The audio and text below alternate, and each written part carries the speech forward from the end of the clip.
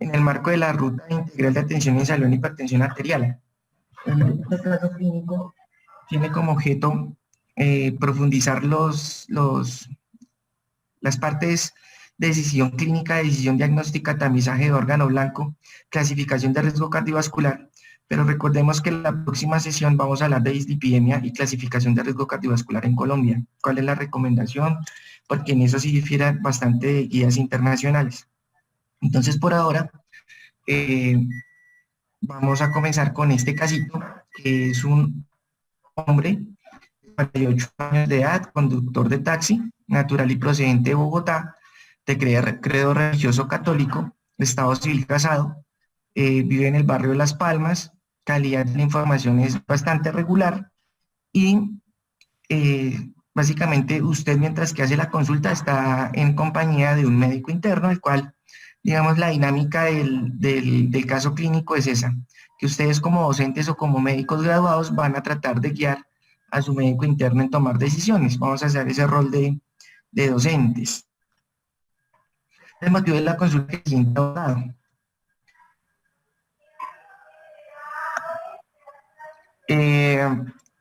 La enfermedad actual, dice paciente con cuadro de un mes de evolución consistente en deterioro en la clase funcional de NIHA 1 a 2/4 asociado a edema de miembros inferiores y ortopnea que se automedica con furosemida 40 miligramos ocasionalmente, con ligera mejoría de los síntomas, última ingesta hace una semana. Actualmente el paciente está sintomático, tiene los síntomas presentes. A la revisión por sistemas, en la parte cardiovascular, el sistema cardiovascular manifiesta sensación de palpitaciones ocasionales, no asociado con la actividad física, niega dolor precordial, resto, pues lo referido en la enfermedad actual.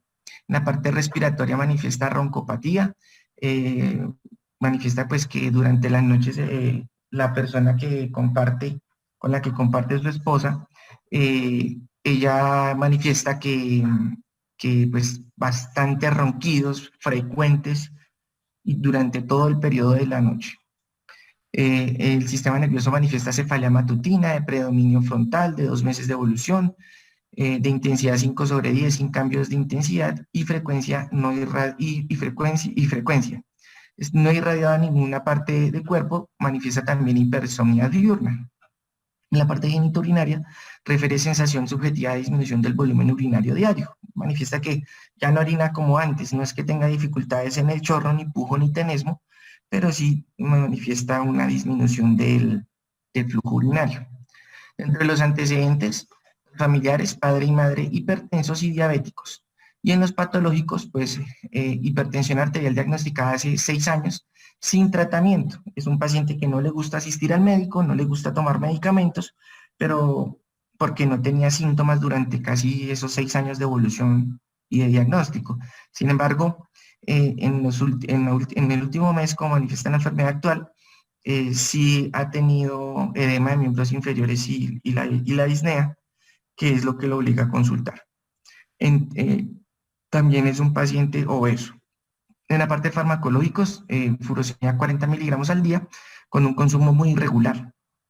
Desde el punto de vista hospitalario, los antecedentes, refiere a última hospitalización hace 2 años, al parecer por edema de miembros inferiores y cifras tensionales elevadas. No recuerda qué medicamentos le dieron en ese momento, simplemente que estuvo hospitalizado y que se mejoró. ¿Alguna pregunta hasta este momento? ¿Quisieran saber algún detalle de los antecedentes, la enfermedad actual o la revisión por sistemas?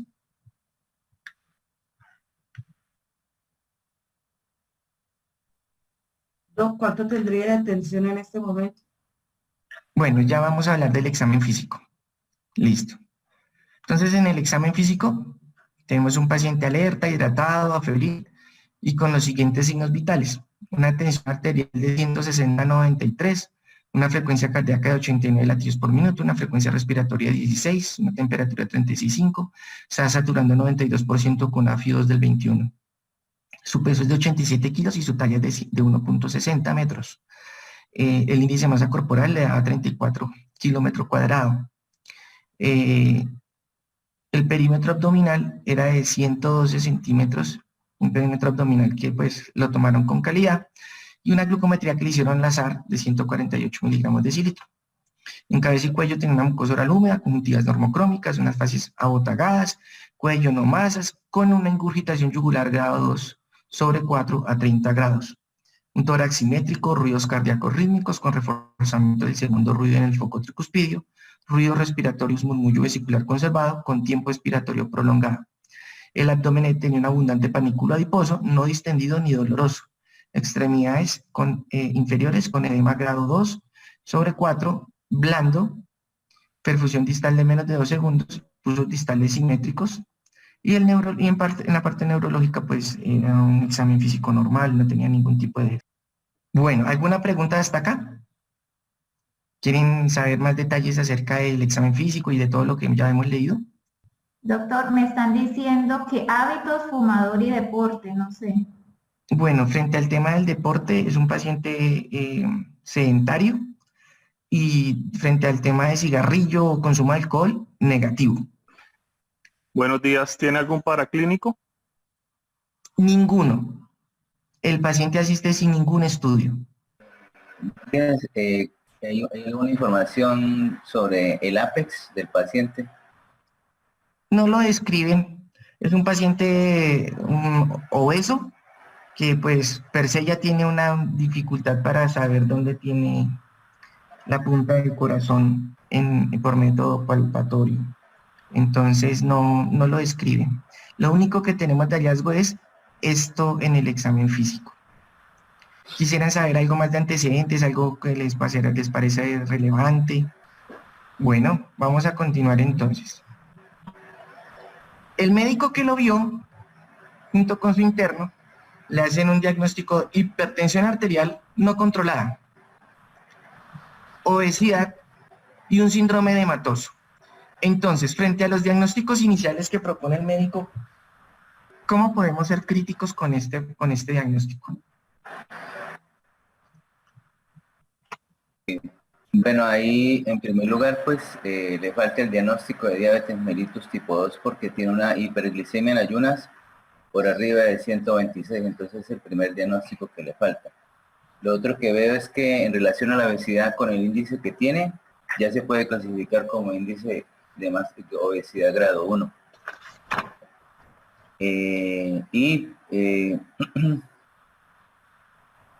Y lo otro sería que el paciente está haciendo una insuficiencia cardíaca. ¿Cree usted que es una insuficiencia cardíaca? Bueno, perfecto, doctor. ¿Qué otra opinión tenemos? Buenos días. Buenos días, doctor. Yo haría una hipertensión interrogada, porque primero pues se tiene que hacer un tamizaje de la tensión para poder diagnosticarla bien. No haría el diagnóstico de diabetes, sino de hiperglicemia estudio, porque también se tendría que hacer unos estudios complementarios para lograr un diagnóstico pues más definitivo. Bueno, muy bien. De eso se trata, de que nosotros discutamos con nuestros argumentos esos diagnósticos. Otra persona que opine y hacemos conclusiones.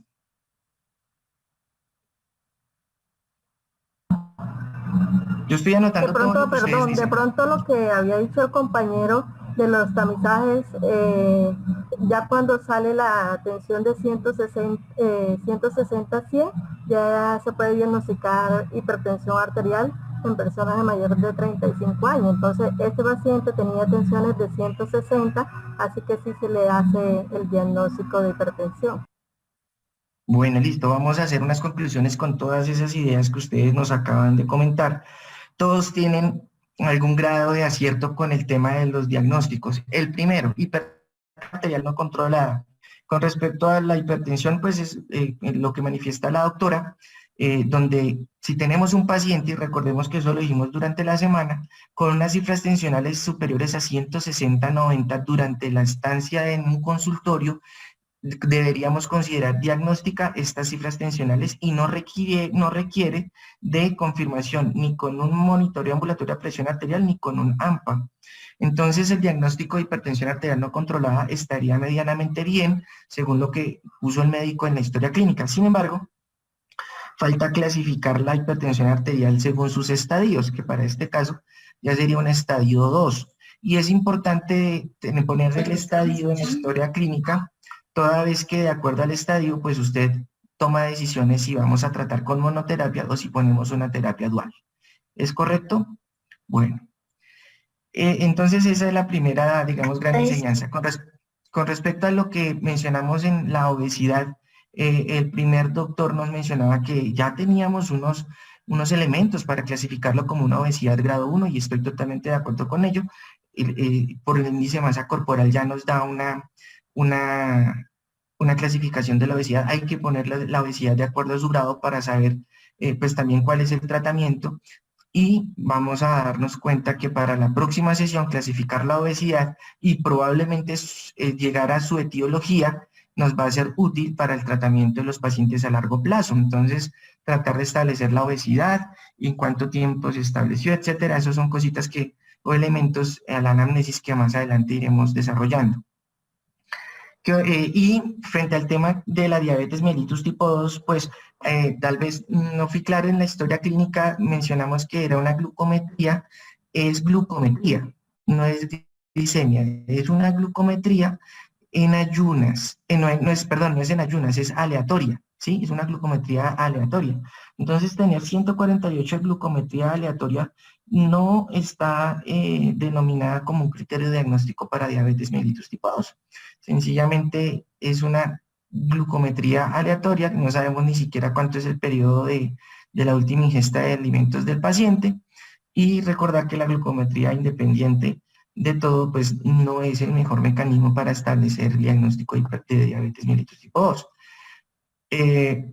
Listo, perfecto. También mencionaron acerca del diagnóstico de falla cardíaca. Frente al tema del diagnóstico de falla cardíaca, pues, ¿quién me quiere mencionar qué elementos en la historia clínica tenemos para hablar de una falla cardíaca? La ingurgitación yugular. Una ingurgitación yugular. ¿Qué otra cosa tenemos? La clase funcional. Deterioro de la clase funcional, 2 elementos. ¿Qué otro elemento tenemos? Ortopnea. Ortopnea. ¿Qué otro elemento tenemos? Edema en miembros inferiores. Y edema en miembros inferiores. Con esos elementos nosotros podemos, aquí pues recuerden que ya no tenemos esos criterios mayores o menores de falla cardíaca que en algún momento hablamos, sino que hablamos de unos síntomas fuertes y blandos de falla, síntomas y signos fuertes y blandos de falla cardíaca. Y por lo menos el tema de ingurgitación yugular, el deterioro de la clase funcional, la ortopnea y el edema de miembros inferiores nos hace sospechar fuertemente que el paciente tenga una falla cardíaca en este momento. Entonces, ¿qué opinan del diagnóstico de síndrome edematoso en estudio? Se podría colocar sospecha de una ICC interrogada, igual con el paciente, versus otros. En otro podemos mirar si hay buen funcionamiento de la parte renal. Para eso más adelante pues le pediríamos exámenes y eso. Totalmente de acuerdo, pero recuerden que el síndrome edematoso como tal no existe. El síndrome edematoso es pues cuando ustedes van a leer o estudian en ningún lado le encuentran una literatura seria que diga síndrome edematoso en estudio. Nosotros de una vez nos debemos comprometer con la anamnesis, con el examen físico a una posible etiología de ese edema, o simplemente poner edema en estudio, pero el síndrome no existe como tal. Entonces, de acuerdo con esos diagnósticos, ¿alguien más quisiera adjuntar un diagnóstico diferente? Enfermedad renal crónica. Una posible enfermedad renal crónica. Bueno, sí. No escuchamos, Doc. ¿El último diagnóstico cuál fue?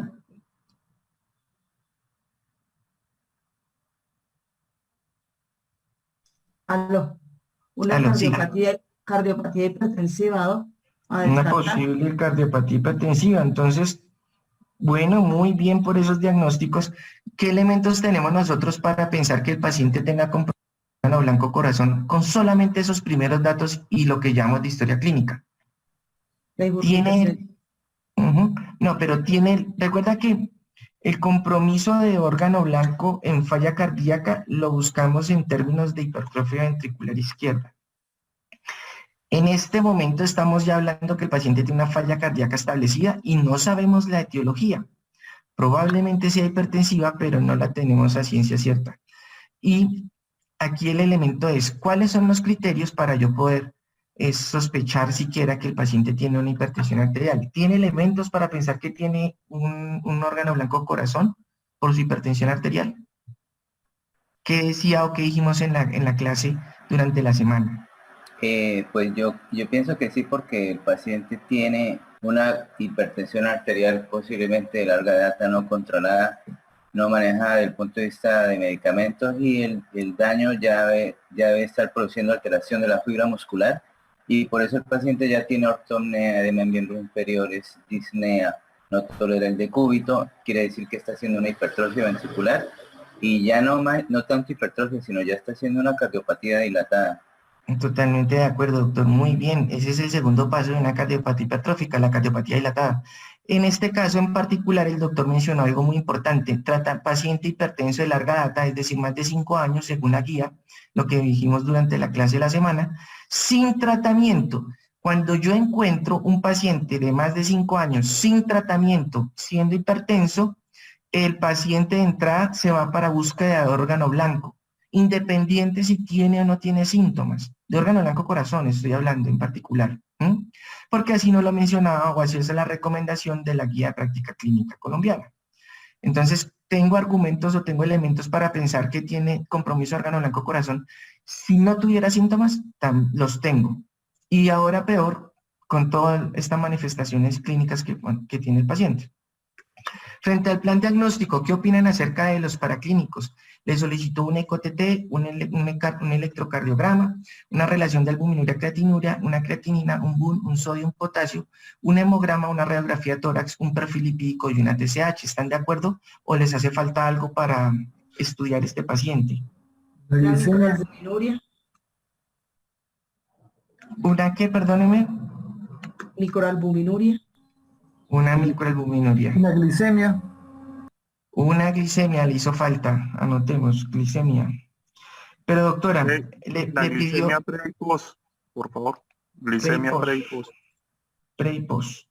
Bueno, pero doctora, pidió fue una relación albuminuria creatinuria. Entonces la microalbuminuria no es necesaria en este caso. ¿Qué otro estudio les gustaría saber?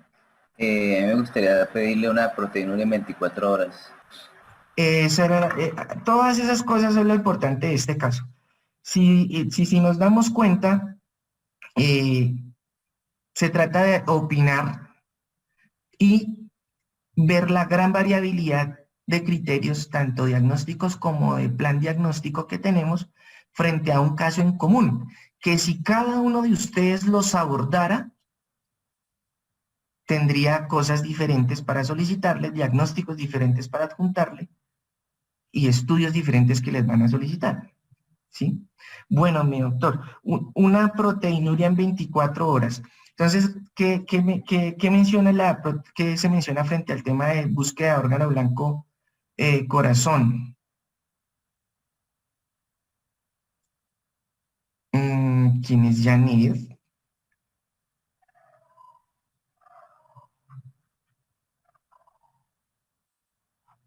Que se está rayando la presentación.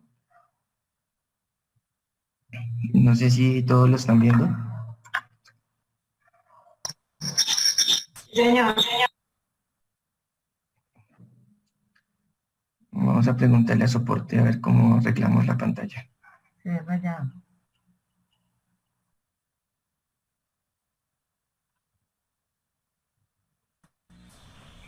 Doctor, toca desactivar compartir pantalla, volver a compartir pantalla, ya que de pronto alguno de los participantes rayó la pantalla.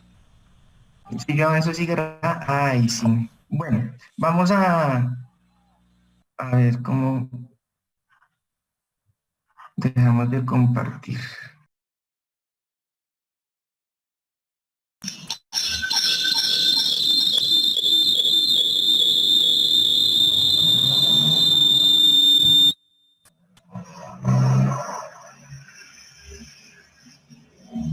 Escuchar ruido.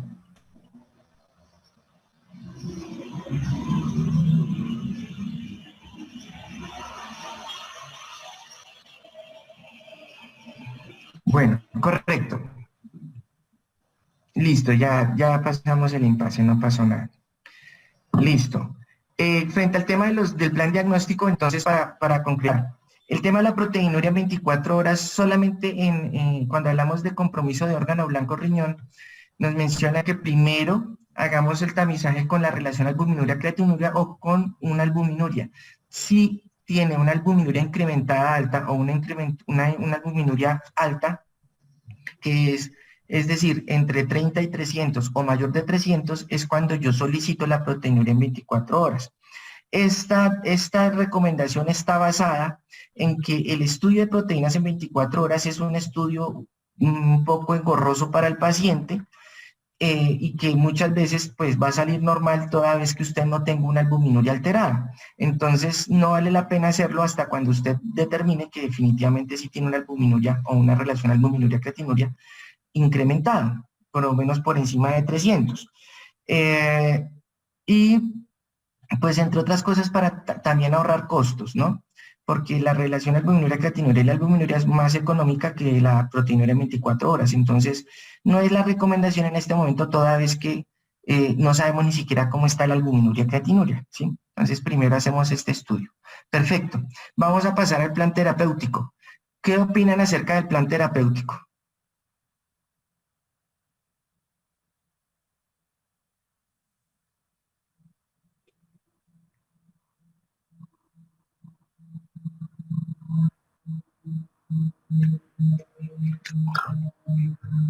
¿Tenemos manitas levantadas?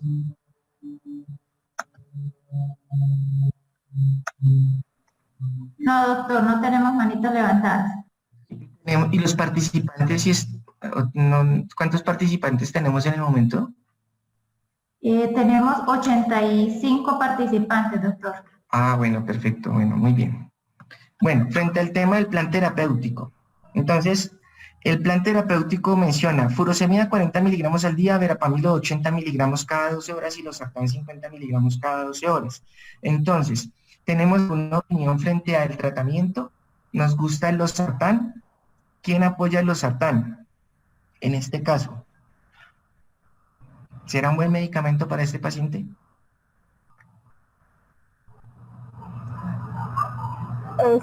Ahí, o sea, según la explicación de la clase, dice que no hay que combinar los IECAS con ARA2. Y dice que la terapia de inicio son diuréticos tiacídicos, ¿no? Sí, es válido. Bueno, tenemos otra opinión. Entonces aquí la doctora nos menciona acerca de del hidroclorotiazida y la no combinación del IECA y ARA2, lo cual es perfecto. Aquí no la tenemos. Entonces es válido. Bueno, ¿qué opinión tenemos frente al tratamiento? A este tratamiento le podemos dar duro. ¿Quién quiere criticarlo? Pensando en la falla cardíaca, usar un beta bloqueador mejor. Un beta bloqueador, pensando que tuviera una falla cardíaca. Bueno, Yo creo que no hay necesidad de comenzar con 2 antihipertensivos de una vez. Se puede comenzar con uno solo y ir viendo cómo continúa el paciente. No comenzar con 2 antihipertensivos, sino con uno y evaluar, ¿es correcto? Sí. Y evaluar. Bueno, tenemos varias opiniones. A una persona le gustaría cambiar la furosemida por la hidroclorotiazida, pues porque es lo que menciona la guía. Otra persona le gustaría, pues en vista de que su diagnóstico posible es una falla cardíaca, pues iníciele un beta bloqueador, que es de beneficio en los pacientes con falla cardíaca. Perdón, pero no, es que los beta bloqueadores se dice que eso se utiliza ya como en la 4ª generación, o sea, según la guía, se utiliza como en la 4ª generación, o sea, ya no, dejarlo como última línea. Pero bueno, entonces ya cambia el tema, vamos a dejarlo de última línea. Muy bien. Y 2 antihipertensivos, o versus 1. Qué bonita discusión. Con un solo paciente tenemos muchas ideas. Yo le daría a este paciente un inhibidor de la enzima convertidora de angiotensina combinado con un diurético y evaluaría la respuesta a las cifras de tensión arterial. Si el paciente responde, pues lo puedo manejar con tirodopa, si no agregaría un calcio antagonista. Si no, agregaría un calcio antagonista. Perfecto. Bueno, listo. Terminamos acá la sesión de opiniones y vamos a concluir el tema del plan terapéutico. Nadie dijo nada acerca del verapamilo. De entrada, el verapamilo es una pésima idea en este paciente. El verapamilo es un medicamento que es un calcio antagonista no hidropirínico que lo que nos va a aumentar en este caso es la falla cardíaca. Recuerden que el verapamilo tiene unas propiedades y es que son cronotrópico e inotrópico negativo y tiene una recomendación en contra en los pacientes en los que se sospecha falla cardíaca porque la empeora. Entonces, si nosotros queremos tratar al paciente, por lo menos no lo enfermemos más con el tratamiento. La primera crítica que se tiene que abordar en este tratamiento es, hay que retirar ese verapamilo. ¿Cuál sería el tratamiento para este paciente? Puede ser un IECA o un ARA2, perfecto. Cuando usted le dé falla cardíaca, la recomendación sobre los sartán es idealmente un IECA, que tiene mayor impacto sobre la mortalidad. Entonces, si usted tiene un paciente, este paciente en el cual la sospecha clínica es una falla cardíaca, probablemente no va a iniciar un losartán de entrada, va a iniciar es un IECA, pero como acá el médico no lo sospechó, pues no le va a iniciar algo congruente con su sospecha. Y además de eso, como tampoco pone falla cardíaca en el diagnóstico, sino un síndrome de hematoso, el cual es como una moneda al aire, pues no se comprometió con ningún diagnóstico de falla cardíaca, por ende, pues tampoco pensó que el verapamilo pudiera perjudicar a este paciente. Pero ven cómo afrontar bien los problemas nos puede llevar a afrontar bien las respuestas a estos problemas. Si cambiamos como ustedes dicen los diagnósticos y como nos quedó el ejercicio, probablemente vamos a cambiar el plan terapéutico de este paciente. Pero con estos diagnósticos yo no le vería ningún problema para este tratamiento. Con estos diagnósticos. Pero como los cambiamos, los corregimos, los alimentamos y definimos otros diferentes, probablemente esos diagnósticos nuevos sí van en contra de este tratamiento. Entonces, ven cómo hacer el ejercicio puntual del cambio o de poner unos diagnósticos de calidad nos va a cambiar definitivamente el tratamiento de nuestro paciente. Y en este caso, este paciente pues, se puede ir para la casa con este tratamiento y venir en un mes o 15 días incluso ya con una falla cardíaca descompensada para hospitalizar por solamente este pequeño ejercicio que acabamos de mencionar. Entonces, verapamilo no va. El losartán, la mejor opción, si usted tiene un paciente con hipertensión y sospecha falla cardíaca, será el IECA, desde que lo tolere y no tenga ninguna reacción. Y el tema de la hidroclorotiazida mencionado en la guía de práctica clínica colombiana es el primer medicamento para iniciar en todos los pacientes hipertensos a menos de que tenga contraindicaciones. ¿Sí? Ya discutimos durante la clase de la semana cuáles son las contraindicaciones de la hidroclorotiazida. También hablamos acerca de que la guía de la Sociedad Internacional de Hipertensión Arterial nos menciona que sobre el IECA tratemos de hacer una recomendación de los tiazídicos like, como la clortalidona, por ejemplo, que es lo que tenemos, o la indapamida, que tenemos disponible en Colombia. Sin embargo, la guía de práctica clínica colombiana menciona que la primera línea de tratamiento es la hidroclorotiazida, y esto está basado pues tanto en recomendaciones de estudios como en costo-eficiencia. Comparar la clortalidona y la indapamida con una hidroclorotiazida pues va a ser una diferencia abismal en términos de costos. Y los resultados clínicos pueden que no sean tan diferentes, no hay estudios cabeza a cabeza de hidroclorotiazida contra clortalidona y con indapamida. Sin embargo, la clortalidona ya tiene estudios de seguridad cardiovascular, lo cual significa que la clortalidona tiene mayor beneficio sobre el riesgo cardiovascular de nuestro paciente. lo cual puede ser un plus en el momento en que ustedes estén tratando a un paciente que tenga alto riesgo cardiovascular, preferir de repente la clortalidona sobre la hidroclorotiazida, y sobre todo si tiene contraindicaciones de hidroclorotiazida. En el caso puntual de este paciente, como ya tenemos y sabemos que además de la hipertensión arterial, el paciente posiblemente tenga una falla cardíaca por los elementos que ustedes mencionaron, incurgitación yugular, deterioro de la clase funcional, ortopnea y edema de miembros inferiores, lo cual hace una muy buena sospecha clínica de falla cardíaca, pues este paciente se beneficia más de un diurético tipo de ASA, un diurético de ASA sobre un diurético tipo tiazídico. Y les puse este caso precisamente porque no está muy fácil frente al tema de abordar hipertensión arterial sin la comorbilidad. Cuando ustedes leen la guía del ministerio, le mencionan un paciente que solo tiene falla cardíaca, solo tiene hipertensión arterial. Y si un paciente solo tuviera hipertensión arterial, sería muy fácil manejar un paciente porque no pone en perspectiva que los pacientes con hipertensión arterial no solo tienen hipertensión arterial, sino tienen una cantidad impresionante de diagnósticos alternos e incluso de comorbilidades. Y en este caso, no podemos darle tratamiento solo a la hipertensión arterial desconociendo un posible diagnóstico de falla cardíaca. Y entonces tenemos que tener elementos que nos ayuden a articular la ruta de hipertensión arterial con una futura ruta de falla cardíaca. Recuerden que la ruta de falla cardíaca todavía no la tienen publicada desde parte del ministerio, pero sí tienen guías de práctica clínica. Entonces, de eso se trata el ejercicio, un ejercicio muy bueno en el que, si se dan cuenta, por lo menos obtuvieron unos 10 o más médicos en esta primera diapositiva de preguntas o de ser críticos, donde básicamente el paciente pudo salir con por lo menos 5 o 6 diagnósticos diferentes y por lo menos con unos 2 o 3 planes terapéuticos totalmente diferentes. Muy bien, pero nadie me habló de un diagnóstico importante en este caso, que es la apnea del sueño. ¿No les parece que el paciente puede tener una apnea del sueño? El paciente tenía roncopatía, la revisión por sistemas, ¿sí? Roncopatía, el paciente tiene hipersomnia, el paciente tiene cefalea frontal, en la predominio en la mañana, de intensidad 5/10, es un paciente con antecedentes de obesidad. Entonces, de repente, el paciente tiene una apnea del sueño. Este médico no lo sospechó y nosotros tampoco lo sospechamos desde este momento. Vamos a seguir desarrollando el caso clínico. Y entonces aquí la pregunta es, ¿qué elementos quisieran saber ustedes para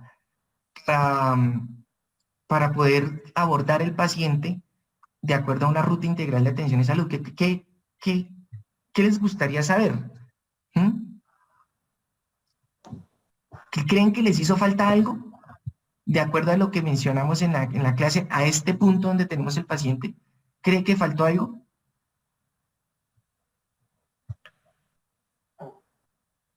Y es que recordemos que nosotros desde el mismo momento en la ruta integral de atención, cuando nos llega el paciente, tenemos la responsabilidad de por lo menos tratar de clasificar el riesgo cardiovascular, ¿cierto?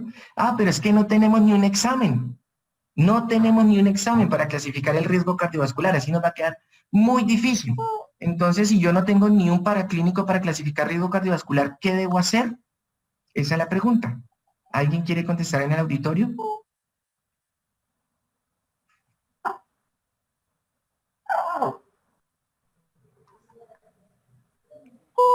Bueno, más sobre los estilos de vida, de alimentación, de hábitos de ejercicio.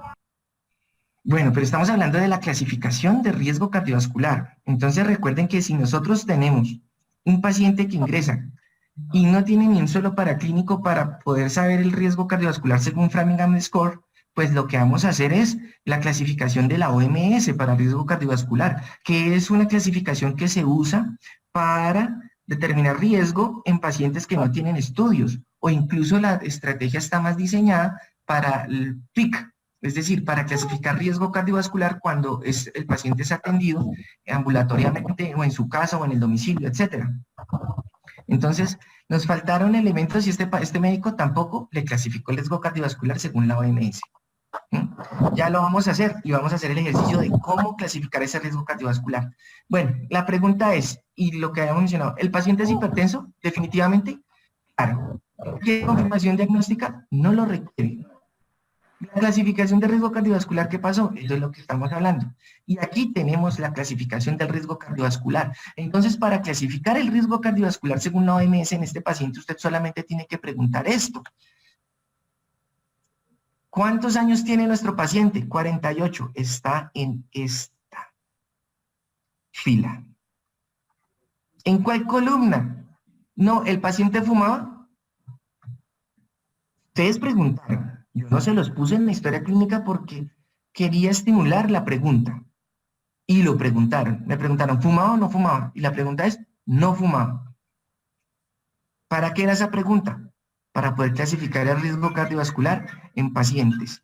Entonces, el paciente de 40 a 50 años está en esta fila. Hombre, está en estas dos columnas. ¿Fuma o no fuma? No fuma. Y además de eso, es el cuadro, les traje el cuadro de las personas sin diabetes mellitus tipo 2, por lo menos no diagnosticada. ¿Este paciente tiene diagnóstico de diabetes mellitus tipo 2? Por lo menos no diagnosticada por ahora. Y la glucometría que le tomaron aleatoriamente no hace sospechar que el paciente tenga trastornos de la glicemia. Pero recuerden que igual tampoco es una prueba que me la descarte, ¿sí? Pero por ahora no tengo yo los elementos para pensar que tiene diabetes. Entonces, ¿dónde está mi riesgo cardiovascular? Por aquí en esta columnita. Y luego lo asocio con la presión arterial sistólica, con la que llegó mi paciente a la consulta. ¿Y qué presión arterial sistólica tenía? 160. Entonces, ¿dónde tengo yo a mi paciente, según la clasificación del riesgo cardiovascular de la OMS, en su tabla AMR-B? En este punto. Menor del 10%. Y entonces, ¿qué significa? Que ustedes tienen un paciente con falla cardíaca sospechada, de 5 años de hipertensión arterial, obeso, con muy malos hábitos de vida, sedentario, que come muy mal, pero aún así, su paciente, de acuerdo a esta clasificación de riesgo cardiovascular, es menor del 10%. Y esto es un espacio para reflexionar. Reflexionar. Entonces, ¿qué debió usted hacer en su análisis de historia clínica o de primera vez? ¿Qué es lo que estamos haciendo? Es decir, mi paciente, de acuerdo, como no trae ningún paraclínico, clasifiqué a mi paciente según el riesgo cardiovascular OMS y me dio un riesgo cardiovascular del menos del 10%. Pero yo no lo puedo dejar salir de la consulta sin los elementos necesarios para mi próxima consulta, poder sacar el riesgo cardiovascular por Framingham Score, que es una clasificación que además de eso está avalada por el ministerio, se ajusta para Colombia, multiplicando el resultado al final por .70, y que es una escala que es muchísimo más precisa para predecir mi riesgo cardiovascular. ¿Qué paraclínicos necesito yo entonces para cuando yo le doy salida a mi paciente y poder clasificar el riesgo por Framingham?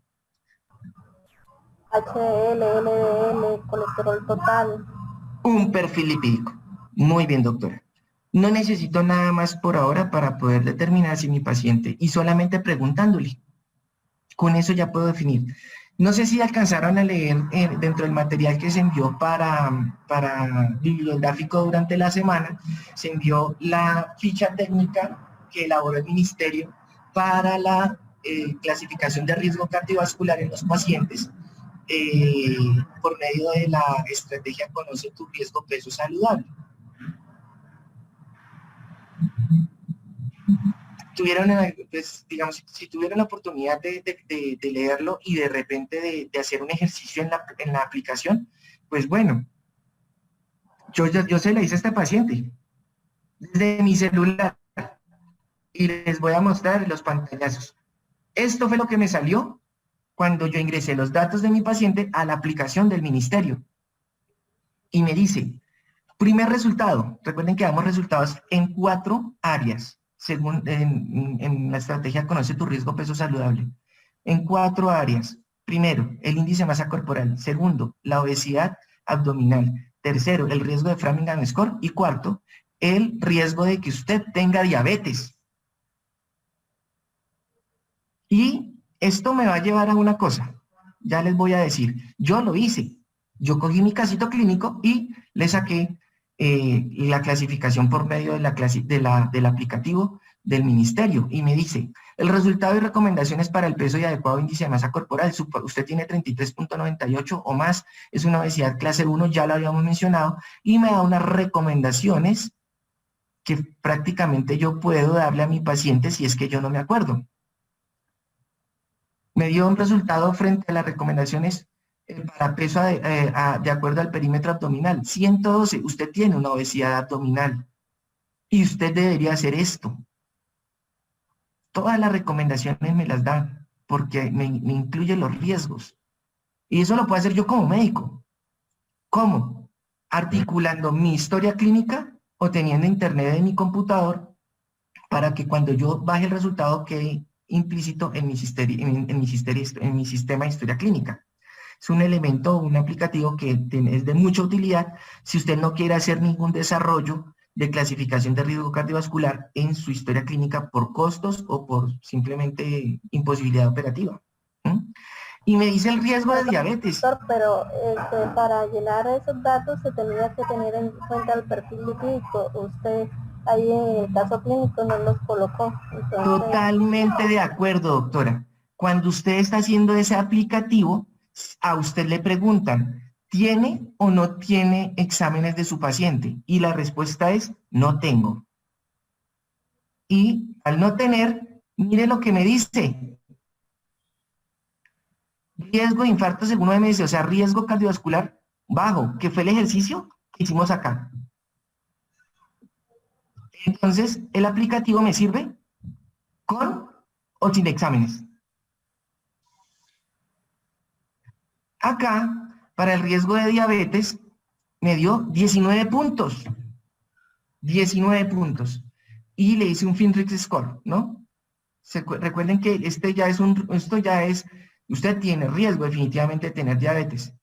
Y pues aquí ya lo que habíamos hecho frente al tema del riesgo cardiovascular. Sí, sin necesidad.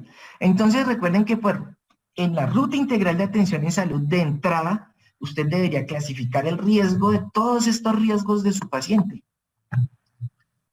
Y por lo menos dejarlos dentro de los diagnósticos de la hipertensión, dentro de los diagnósticos del paciente. Aquí no solicité una glicemia, pues a propósito.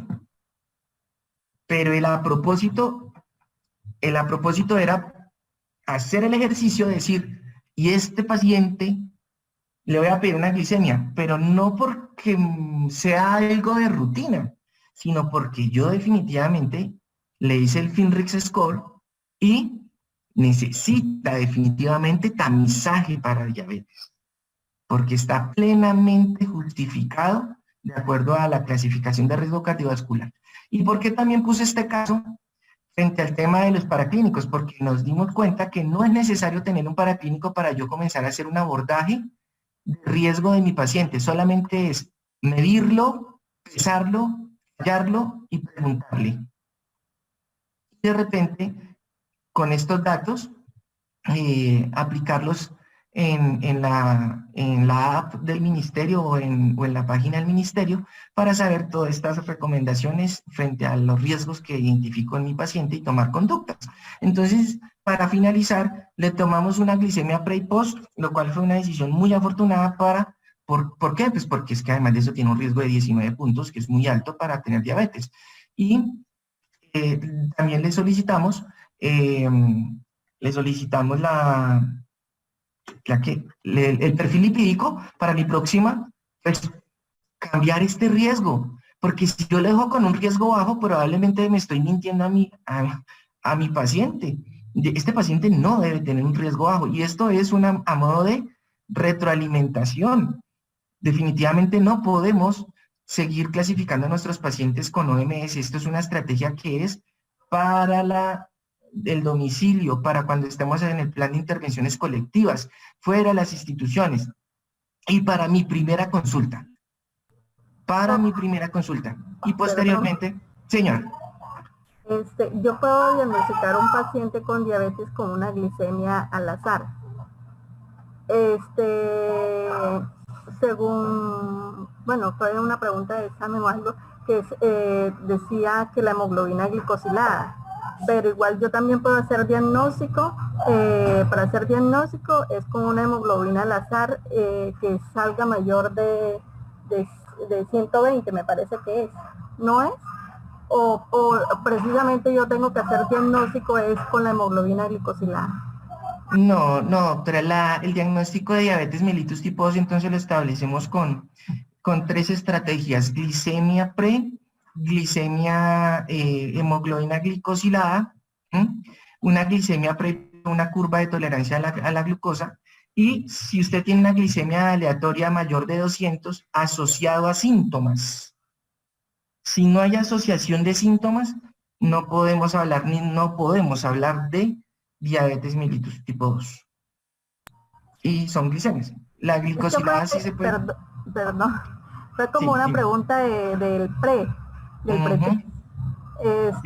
Entonces, que decía de la glicemia basal y hablaba de la hemoglobina glicosilada. Pues la respuesta era la hemoglobina glicosilada, pero entonces, pues a mí me generó la duda, porque igual uno también hace diagnóstico con la hemoglobina, con la glicemia basal. Glicemia en ayunas, ¿sí? O una glicemia... Perdón, sí, una glicemia en ayunas al azar. Una glicemia en ayunas, claro. Si es en ayunas, bueno, ¿es en ayunas o es al azar? Si es al azar, Perdón, es en en cualquier ayunas, momento. perdón, sí. Ah, bueno, en ayunas sí, bueno, claro, en ayunas, claro, por encima de 126 usted tiene diagnóstico de diabetes mellitus tipo 2. Es correcto. Bueno, entonces vamos a avanzar. ¿En dónde tengo a mi paciente? Este paciente, que es muy de la práctica, muy común, muy de nuestro consultorio. ¿De dónde llegó? Probablemente una consulta espontánea. Tenía ya tamización positiva para hipertensión arterial hace 6 años, imagínense. Llegó a mi consulta, ¿le confirmé el diagnóstico de hipertensión arterial? Pues es que no necesitaba yo confirmarlo con ningún método, porque aquí mismo mencionamos que si tiene más de 160-90 durante la consulta, pues básicamente no tengo que confirmarlo y lo que tengo que es que tratarlo. Luego, ¿el diagnóstico está confirmado? Sí. Tengo que incluirlo en mi programa integral de paciente de hipertensión arterial. Ya durante la clase de la semana, mencionamos de qué se trata el programa de manejo integral de pacientes con hipertensión. Y luego tengo que identificar comorbilidades. Oiga, ¿será que mi paciente es diabético? ¿Tiene sobrepeso? Claro. Ya sabemos que tiene obesidad y que tiene un riesgo alto de diabetes. Y aquí, cuando digo identificación de comorbilidades, aquí es donde yo digo, tengo que clasificar el riesgo cardiovascular de mi paciente. Porque para pasar a mi siguiente estrategia, pues además de eso, bueno, perdón, derivo mi paciente para la ruta de obesidad y de diabetes, si es que así lo determino, pero también debo continuar con mi paciente, ¿sí? Aquí se continúa. Si el paciente es hipertenso y diabético, pues igual lo remito también para la ruta, pero continúo en mi ruta, ¿sí? Y aquí yo ya entro a una parte que se llama determino mi tratamiento farmacológico y no farmacológico. Y cuando nosotros vimos a nuestro paciente en nuestro tratamiento, dentro de nuestro plan terapéutico solamente hubo algo farmacológico. Y esto no va a favor de la ruta. Además de un plan terapéutico en el cual casi todos somos expertos y sabemos manejar nuestros medicamentos, no olvidemos que acá en esto también, a la hora de ser críticos, nos faltó el plan no farmacológico, que es lo que nos menciona que hagamos la integralidad de nuestro paciente. Entonces, hasta este momento, ¿qué tenemos? Vamos acá, ya identificamos riesgos, ya lo vamos a derivar para la ruta de obesidad, es decir, vamos a mandarlo para el especialista que nos pueda ayudar con el tema de la obesidad, y definimos el tratamiento acá más abajo, farmacológico, no farmacológico. Solamente definimos el farmacológico, quedamos debiendo el tratamiento no farmacológico. Es tratar de ver un paciente de la vida real que es difícil, que no tiene todos los elementos de entrada que uno quisiera, como exámenes o un buen informante, para como es un paciente real, ¿sí? Para poder ubicarlo en la ruta y cómo lo vamos llevando en la ruta, ¿sí? Resulta que su paciente asiste a consulta a las 4 semanas. Este mismo paciente llegó a las 4 semanas y manifiesta que empeoró la disnea y el edema. ¿Será que tiene relación con el verapamilo que le mandamos? ¿Quién sabe? Es lo más probable. Durante la consulta persiste con cifras tensionales de 155/96 y asiste con estos resultados. Un electrocardiograma. Eso fue lo que se pudo tomar, porque de resto, doctor, no me dieron cita. Esto es lo que le traigo. Entonces, ¿quién me quiere dar una opinión en este electrocardiograma?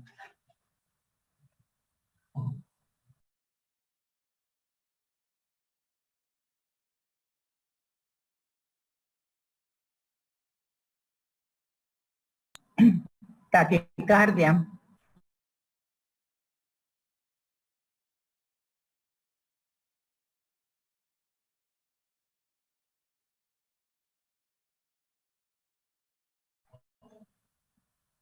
¿Alguien quiere opinar acerca del electrocardiograma?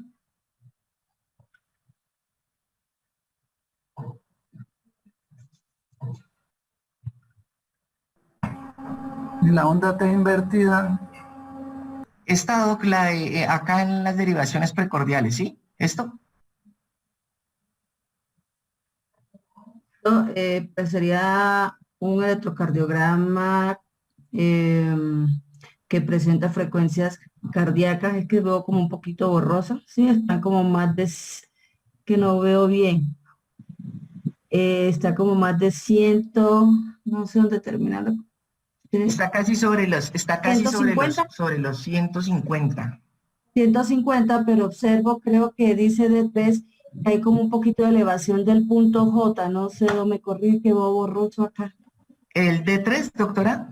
Sí, creo que es D3 el que está ahí marcado. Este es el D3. No, entonces no. Más arriba mi 2, qué pena por ¿Acá? un Acá. poco hacia la derecha. Este. Sí, señor, ese. Listo, perfecto. En B2 y B3. Sí, entonces Esto es veo B- como esto es B1. elevación del punto J. Bueno, muy bien. Esto es B1, B2, B3, B4, B5 y B6. Pareciera que hubiera una elevación del punto J, ¿listo? Bueno, ¿qué otra cosa tenemos acá? ¿Qué otra opinión tenemos?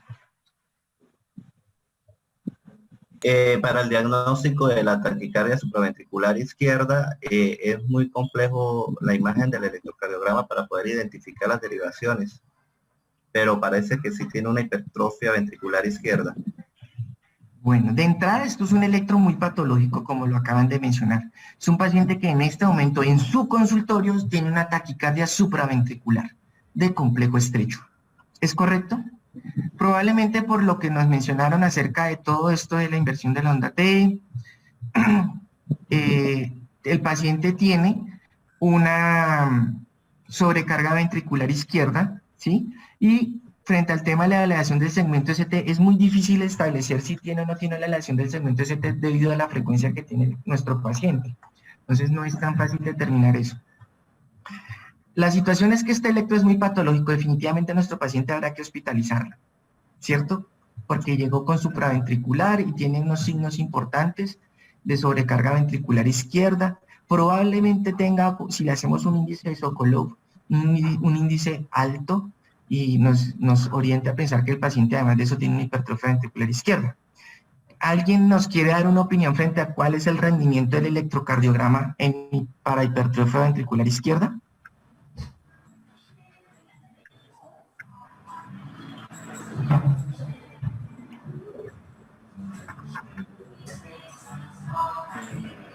Tengo entendido que tiene baja sensibilidad.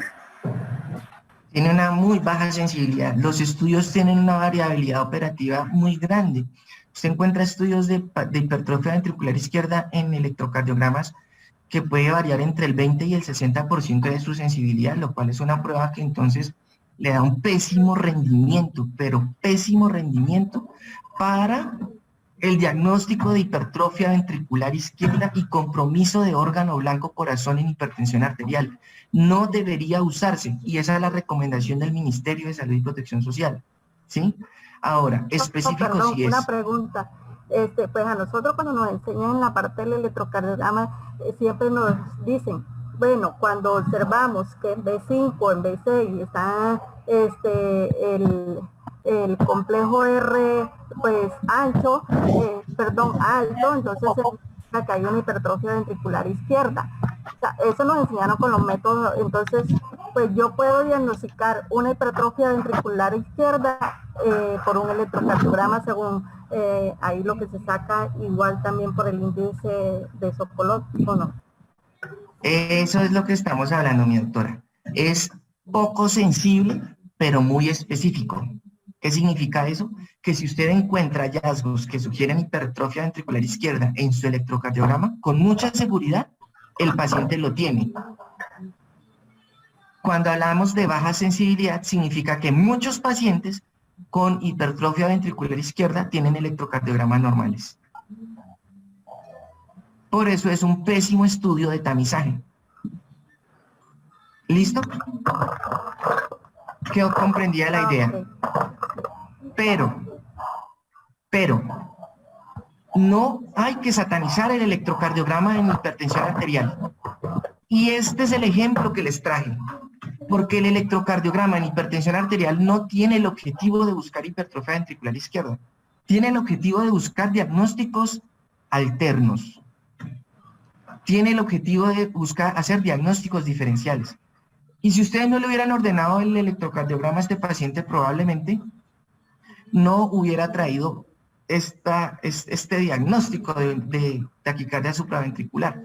Obviamente durante la consulta el paciente ya no la tenía, pero cuando en el momento en el que fue a tomarse su electro en consulta externa tenía el problema y usted ya hizo un diagnóstico adicional. Mi paciente tiene taquicardia supraventricular paroxística probablemente porque durante la consulta actual no la tiene, pero sí se la documenté. Entonces, la enseñanza no muestra lado, ¿no? el mensaje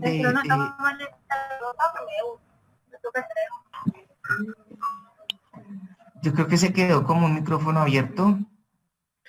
El mensaje fuerte en este electrocardiograma es que la especificidad es muy buena. Si encuentran cambios sugestivos de hipertrofia ventricular izquierda, hay que creerle. La sensibilidad es muy mala. Si ustedes encuentran un electro normal en un paciente con hipertensión, no es garantía de que su paciente no tenga compromiso por hipertrofia ventricular. Y tercero, que el electro en el hipertenso debe estar presente, porque no sirve para buscar hipertrofia, pero sí le va a servir para hacer diagnósticos diferenciales en su paciente. Bueno, muy bien. Vemos esta radiografía de tórax. ¿Alguien quiere hacer una opinión acerca de esta radiografía? Ay, perdón.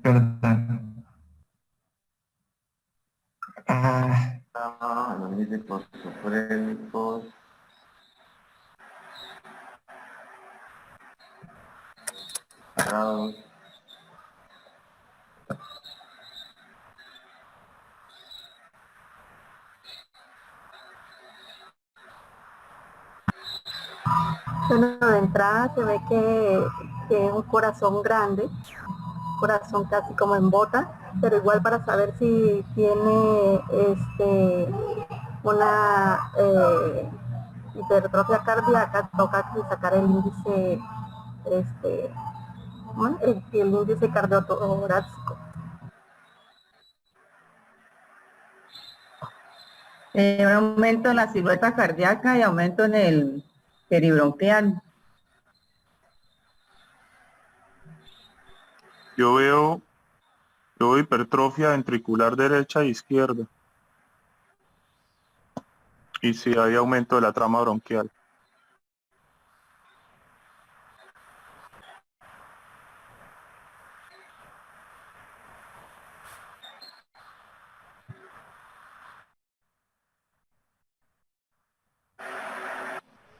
Bueno, muy bien.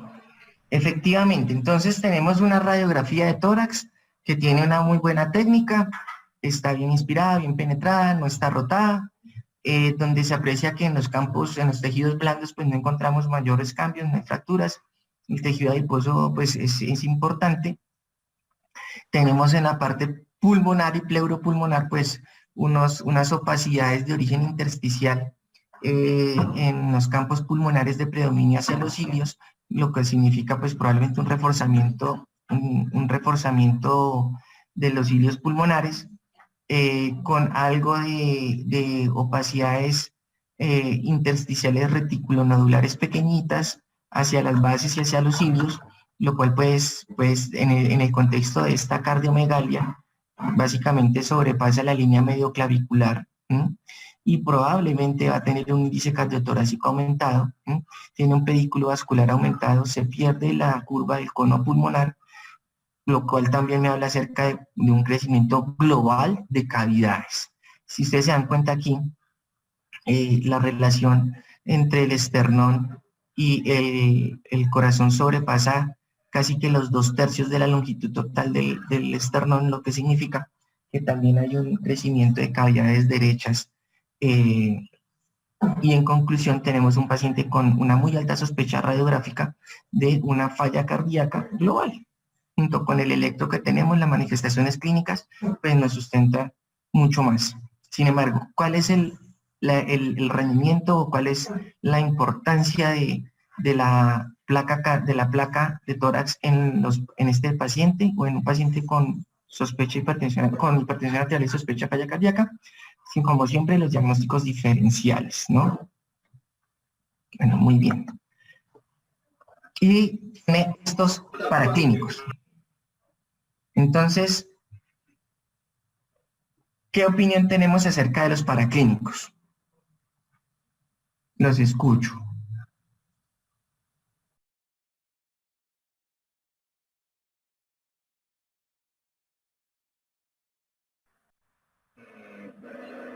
Definitivamente el paciente no tiene diabetes porque la glicemia está dentro de los límites normales, pero los otros laboratorios tienen una hiperlipidemia mixta con expensa de colesterol elevado, triglicéridos elevados, y lo otro que llama la atención es que tienes una LDL bastante elevada, y eso es un factor de riesgo cardiovascular, además de los otros que ya tienen.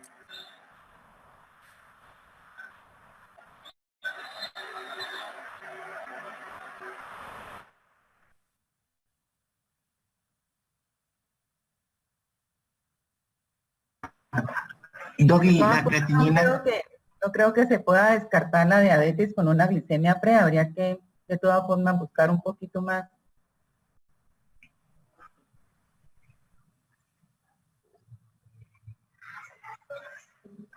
Perdón, Bueno, ¿qué otra opinión tenemos de los laboratorios?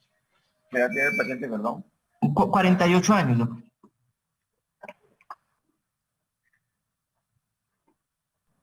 La creatinina de todas formas estaría un poquito por encima del rango para la edad que tiene el paciente. Creo que en ese caso habría que sacar una tasa de filtración glomerular, ¿no? 71 de tasa de filtración glomerular. Tiene 71 de tasa de filtración glomerular. Por ahí un doctor nos hizo el favor de hacer la tasa de filtración glomerular estimada. 71.1, pero por seca de EPI, doctor. Por seca de EPI. Bueno, ¿y ustedes qué opinan? ¿Si deberíamos sacar la tasa de filtración glomerular por seca de EPI?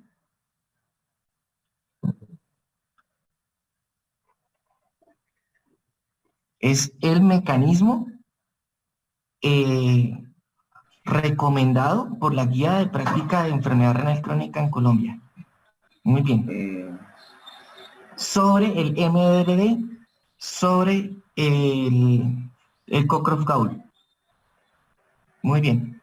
Entonces tenemos 71 de tasa de filtración glomerular. ¿Será que tiene enfermedad renal crónica?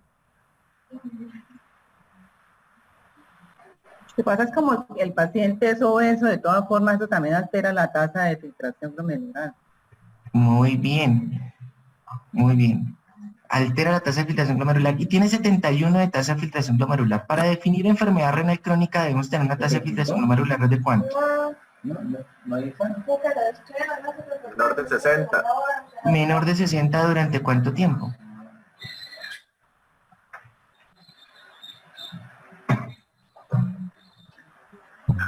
Por más de 3 meses. 3 meses. Perfecto. Entonces, tenemos un paciente que tiene una tasa de filtración glomerular por encima de 60, en el que desconocemos cuál es la evolución de su tasa de filtración glomerular. Hablar de enfermedad renal crónica en este momento va a quedar muy difícil si lo ponemos en términos de tasa de filtración glomerular. Pero recuerden que la definición también dice que si usted tiene una alteración morfológica por ultrasonografía o cualquier método diagnóstico de imagen y funcional de la homeostasis renal propiamente dicho, usted también puede tener una enfermedad renal crónica si ese trastorno es de más de 3 meses y con una tasa de filtración glomerular mayor a 60. Ejemplo. Puede usted tener enfermo, o sea, si a este paciente le hacemos una ecografía renal y resulta que es un paciente monorreno, pero tiene una tasa de 71, ¿es enfermo renal crónico?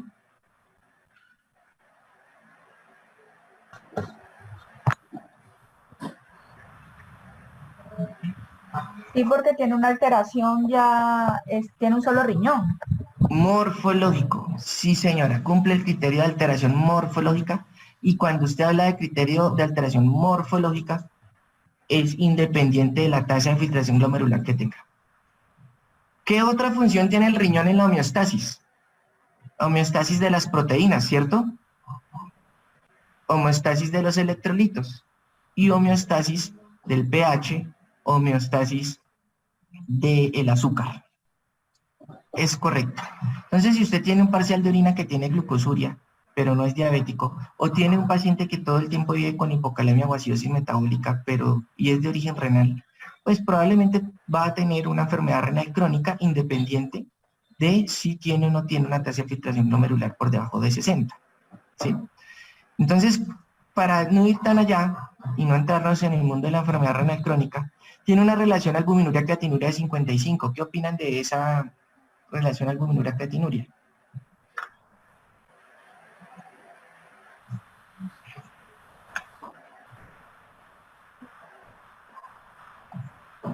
Está alta, ¿no? Entonces, si está alta, lo que dice el protocolo es repítala en 3 meses. Sabemos que en términos de relación albuminuria-creatinuria existen muchas condiciones que me pueden dar falsos positivos. Ejemplo, fiebre, ejercicio excesivo, estar de pie mucho tiempo, infección, etcétera. Este paciente, ¿cuál sería la conducta? Enviar una nueva relación albuminuria-creatinuria para confirmar el diagnóstico y si me sigue saliendo positivo, el paciente sería candidato ahora sí para una proteinuria en 24 horas. Muy bien. Este enfermo renal crónico probablemente hasta este punto no podemos definir si es un enfermo renal crónico, pero habrá que hacerle una imagen diagnóstica de ese riñón. ¿Listo? Y frente al tema de lo que decían de la glicemia, pues una glicemia pre en 86 es un valor muy normal, ¿no? Si no tiene síntomas de hiperglicemia, pues podemos parar ahí el estudio o si ustedes así lo ven bien, pueden hacer una hemoglobina glicosilada para poder saber si el paciente pues tiene prediabetes o está en un estado prediabético, lo cual también es muy juicioso en el sentido en que yo puedo comenzar en un paciente con obesidad un tratamiento que le beneficie a las dos, su prediabetes y la obesidad, ¿no? Eso lo veremos cuando hablemos de obesidad. Y frente al tema de la dislipidemia, para ir avanzando, efectivamente tiene una dislipidemia. ¿Cuál sería el tratamiento ideal para este paciente? Según esa dislipidemia. Estatinas. Pero también tiene los triglicéridos altos. ¿Le pudiera yo dar fibratos? Candidato para fibratos. Entonces definamos. ¿Le vamos a dar estatinas o le vamos a dar fibratos o le vamos a dar los dos? Yo le daría... No están tan Dale los elevados. dos. Yo le daría solamente esto. Pero al Solo darle los dos estatinas. No se pueden dar riesgo de ratonión. Solamente estatinas. Bueno, Comentar. Exacto, igual los niveles de triglicéridos tampoco están tan elevados, así que digamos, están más leve del colesterol. no, generamos una muy buena discusión. Muy buena discusión. Inicialmente. Bueno, perfecto. ¿Cuál es la respuesta a este caso? El paciente se va con estatinas. Claro. Sí, recuerden que los fibratos, la indicación de manejo de fibratos es cuando encontramos unos triglicéridos por encima de 500. Si usted no tiene los triglicéridos por encima de 500, usted debe ofrecerle a su paciente tratamiento con solo estatinas. Si su paciente tiene triglicéridos por encima de 500, usted le ofrece manejo con fibratos inicialmente. Y cuando tenga un nivel óptimo de triglicéridos, cambia la terapia a estatinas. Toda vez que los triglicéridos por encima de 500 aumenta el riesgo de pancreatitis. Es por eso que se tratan por encima solo de 500. Ahora, este paciente va con estatinas de alta intensidad y bonita la discusión porque este es nuestro siguiente tema de estudio. Obesidad y dislipidemia para la procomaclaria. Aquí le hicieron un test de adherencia que es el test de Morisky-Green. ¿Será que sí es adherente? Bueno, esta pregunta se las voy a dejar para que ustedes en su institución revisen cómo están haciendo la adherencia al tratamiento, qué le están haciendo de preguntas y si lo están dejando documentado en su historia clínica. Acá en Bogotá tenemos implementado en las historias clínicas el test de Morisky-Green que nos permite saber si hay adherencia o no, del cual por ahora no vamos a hablar a profundidad. El ecocardiograma. Resulta que su paciente llegó con una fracción de eyección del 38%, tiene una cardiopatía hipertensiva en fase dilatada, como mencionó un doctor al principio de la conversación, y tiene un índice de masa ventricular izquierda de 125 gramos metro cuadrado. ¿Qué opinión les merece este ecocardiograma?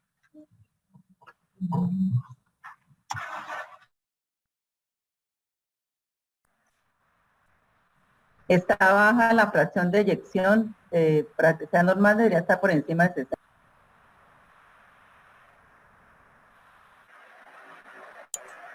Hay que hacerle perfusión miocárdica.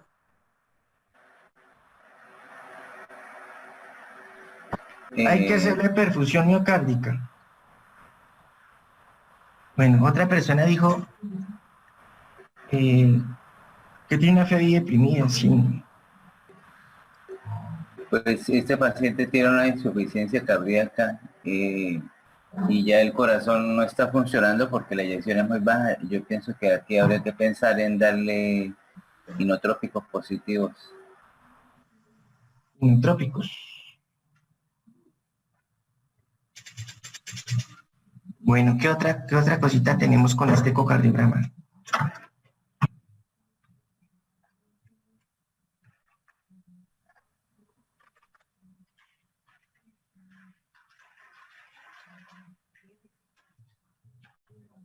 Todo lo que han dicho es correcto, ¿sí? El paciente efectivamente tiene una FEBI disminuida, el paciente tiene una falla cardíaca, no nos dicen nada del ventrículo derecho. Inotrópicos positivos, pues ya más adelante hablaremos cuando hablemos de las urgencias cardiovasculares porque habrá una clase de eso. Recordar que los inotrópicos... es que no me acuerdo, lo de la masa del ventrículo izquierdo, normalmente es 115 y él la tiene ahí aumentada. No me acuerdo. Perfecto. Índice de masa ventricular izquierda. Entonces, bueno, a ese punto iba. Si bien todo el ecocardiograma se tiene que valorar globalmente, su objetivo era determinar si tenía o no tenía una hipertrofia ventricular izquierda. Por eso el electrocardiograma no sirve tanto para también hipertrofia, porque no nos permite hacer seguimiento del tratamiento antihipertensivo y cómo el tratamiento antihipertensivo está afectando positivamente mi hipertrofia ventricular izquierda. En cambio, con un ecocardiograma, yo tengo un índice de masa ventricular izquierda de 125 en este paciente. Si yo le inicio una terapia efectiva que me regule la presión arterial, pues probablemente lo voy a llevar a menos de 125 y los documentos, la evidencia en falla cardíaca nos menciona que, del ecocardiograma en hipertrofia ventricular izquierda nos menciona que usted puede encontrar cambios desde los 6 meses en adelante después de que lleve una terapia antihipertensiva efectiva y que su índice de masa ventricular incluso se revierte. Es decir, su hipertrofia revierte. Son cambios reversibles con manejo antihipertensivo. Entonces, ¿cómo hago yo para valorar eso con el electrocardiograma? Muy difícil. Por eso la recomendación es con eco, pero ¿a quiénes? ¿A quiénes? Porque no a todo el mundo. Entonces, ¿en dónde voy con mi paciente? Vean, ya le solicité, tengo estos laboratorios. Ahora, ¿será que voy a replantear esto y voy a replantear esto? Por supuesto. Por supuesto. Ya con el tratamiento de plan de manejo individualizado, sé que tengo que enviarlo al médico que me haga prescripción del ejercicio. Y este paciente, vaya que sí necesita un médico que sepa prescribir ejercicio, porque usted se imagina que yo le diga como a todos mis pacientes, tiene que ir a dar por lo menos unas 10 vueltas a la cancha de fútbol de frente de su casa, o tiene que hacer por lo menos 15 minutos de bicicleta estática. Y si el paciente, como mencionó alguien, de base tiene una cardiopatía, no solamente hipertensiva, sino de repente tenga una enfermedad coronaria, pues ¿qué vamos a hacer? Vamos a probablemente a incentivar el infarto de mi paciente con esa dislipidemia y con ese riesgo cardiovascular que ahora sí lo vamos a clasificar por Framingham, pues va a ser complicado recomendarle ejercicio. Por eso tiene que ir a una persona que sea especialista en prescripción del ejercicio. Como mi paciente no fuma ni consume alcohol, pues no lo voy a mandar al programa de cesación de tabaco ni de reducción de alcohol, nocivo de alcohol. Pero probablemente sí tengo que enviarlo a la consulta individualizada de nutrición y dietética porque es un paciente obeso y con dislipidemia. Y el tratamiento farmacológico, pues naturalmente lo voy a cambiar. Recuerden que el tratamiento farmacológico en la guía práctica colombiana, pues dice atoshidroclorotiazida o un tiazidicolac. Sin embargo, de ahí en adelante no da una recomendación puntual frente a, de acuerdo a la comorbilidad que tenga mi paciente, pues no dice cuál medicamento, ¿sí? Eso lo discutimos ampliamente en la clase de entre semana, de cuáles serían las alternativas terapéuticas para el paciente, ¿listo? La meta de este paciente, cuando yo le saqué el riesgo cardiovascular la primera vez, pues la meta probablemente era 140-90, ¿sí? Porque era una meta general para mi paciente, porque incluso yo le saqué el riesgo cardiovascular por MS y me dio bajo, entonces era 140-90, pero con seguridad en este momento, con esa falla cardíaca y con el riesgo cardiovascular que me va a dar más del 20% seguramente cuando yo le saque el Framingham Score, pues yo tengo que tener una nueva meta de terapéutica a mi paciente según la guía colombiana. ¿Listo? Ya le hice el tamizaje de órgano blanco, quedó perfecto. Probablemente tengo que enviarlo a cardiología o a medicina interna primero, para que se defina la estratificación no invasiva, que era lo que habíamos mencionado, lo que mencionó un doctor acerca de, ¿será que tiene un sustrato isquémico esa falla cardíaca? Pues con FEBI el 38% lo mandatorio es descartar enfermedad coronaria y puede ser la perfusión miocárdica el estudio ideal para este paciente sobre el ecoestrés farmacológico, o una prueba de esfuerzo que de acuerdo a su capacidad reducida física por ser un paciente obeso, probablemente no vaya a alcanzar una prueba diagnóstica con una prueba de esfuerzo. La valoración por oftalmología. ¿Será que este paciente tiene indicación de valoración por oftalmología? ¿Quién me responde? Claro que sí, todos los pacientes hipertensos o diabéticos deben ir a consulta con oftalmología. Bueno, ¿qué otra opinión tenemos? Pues sí, yo pienso que se puede evaluar.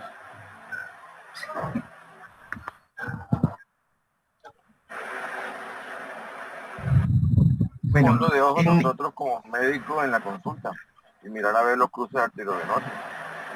Bueno, hay que recordar entonces que la valoración de órgano blanco oftalmólogo en ojo tiene que cumplir las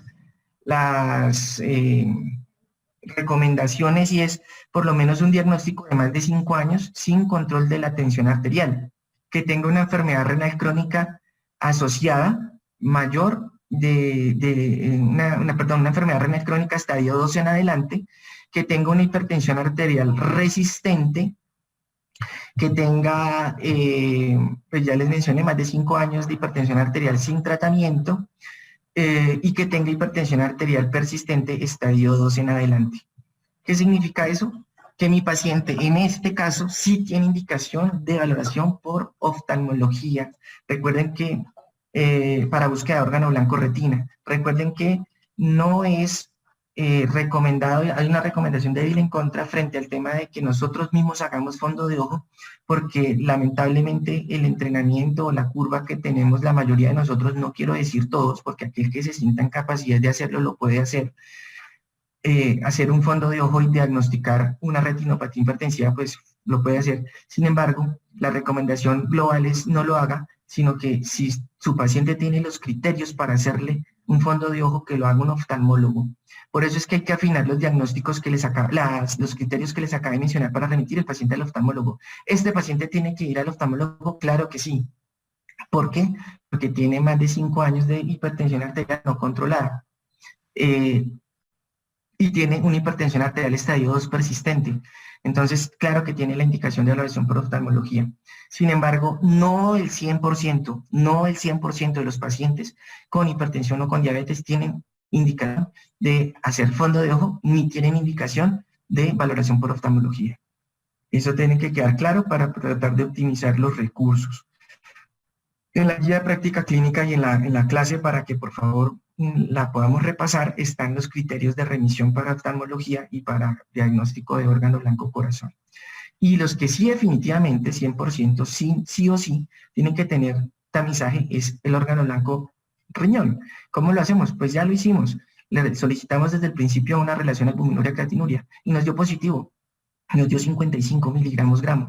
¿Qué tenemos que hacer? Repetirlo en 3 meses y se confirma hacer una proteinuria en 24 horas. Ya tenemos una creatinina con este paciente que dice que tiene una tasa de 71, que probablemente no es o no nos da para enfermedad renal crónica, pero también habrá que hacerle una ecografía, porque recuerden que no es conocer el criterio morfológico de hipertensión arterial. Si así lo consideramos, entonces todos estos pacientes, lo que es corazón, lo que es oftalmo, se van para remisión para prestador complementario, que es donde le acaban de hacer los estudios de órgano blanco.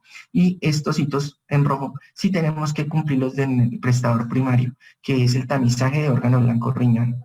Recordemos que cuando hablamos de enfermedad renal crónica, pues está vigente lo que dijo Cadigo desde el año 2012, que es lo que tiene la guía colombiana adoptado, frente al tema de, ya no hablamos de estadios de enfermedad renal crónica, sino hablamos de grados de enfermedad renal crónica, y que la enfermedad renal crónica se clasifica de acuerdo a su tasa de filtración glomerular, pero más aún se clasifica de acuerdo a la albuminuria que presenta.